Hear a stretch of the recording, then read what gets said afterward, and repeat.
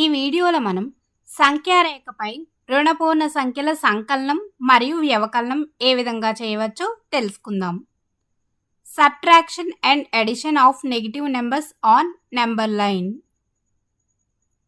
సంఖ్యారేఖను ఉపయోగించి క్రింది వాటికి సాధన కనుగొనండి. ఇక్కడ మనకు ఒక ప్రశ్న ఇవ్వడం జరిగింది. -10 + 6 దీని విలువ ఎంత అనేది మనం కనుక్కోవాలి. దీనికోసం మనం సంఖ్యారేఖను ఉపయోగిద్దాం.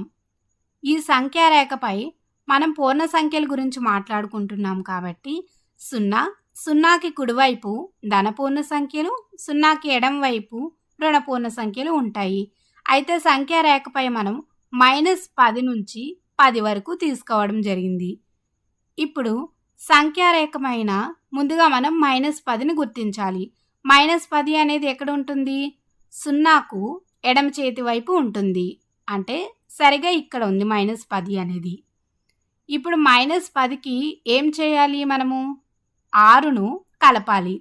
6ని కలపాలి అంటే దాని అర్థం ఏమిటి? -10 నుండి కుడి చేతి వైపు మనం 6 స్థానాలు ముందుకు వెళ్ళాలి. అప్పుడు ఏమవుతుంది? -10 నుండి 1, 2, 3, 4, 5 మరియు 6 స్థానాలు ముందుకు వచ్చినప్పుడు అక్కడ వచ్చే సంఖ్య ఏమిటి? మనకు -4. కాబట్టి -10 + 6 దీని విలువ ఎంత వచ్చింది మనకు?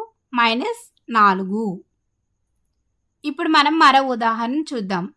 -8 -2 దీని విలువ ఎంతో ఇప్పుడు మనం సంఖ్యారేఖను ఉపయోగించి కనుక్కుందాం. దీనికి కూడా ఒక సంఖ్యారేఖను తీసుకున్నట్లయితే -10 నుంచి 10 వరకు తీసుకోవడం జరిగింది. అయితే దీనికోసం ముందుగా మనం -8ను సంఖ్యారేఖపై గుర్తించాలి. -8 అనేది ఎక్కడ ఉంటుంది?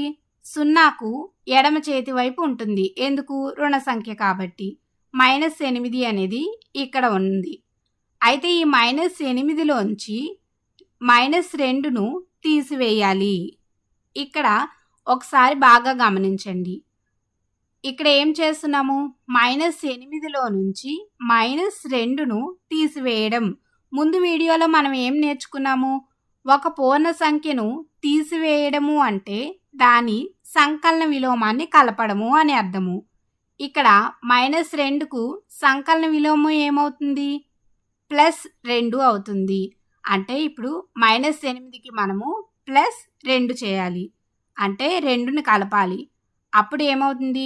అంటే -8కి కుడి చేతి వైపు మనం వెళ్ళాలి. అప్పుడు -8 నుంచి -7 వరకు 1, మరొక స్థానం ముందుకు వెళ్తే మనకు వచ్చే సంఖ్య ఏమిటి? -6. కాబట్టి -8 -2 దీని విలువ ఎంత వచ్చింది? -6 వచ్చింది. ఇప్పుడు మనం మరో ఉదాహరణ చూద్దాం. 4 + -7 దీని విలువ ఎంత? ఇప్పుడు మనం సంఖ్యారేఖను ఉపయోగించి తెలుసుకుందాం. సంఖ్యారేఖలో ఇక్కడ కూడా మనం -10 నుండి +10 వరకు తీసుకోవడం జరిగింది.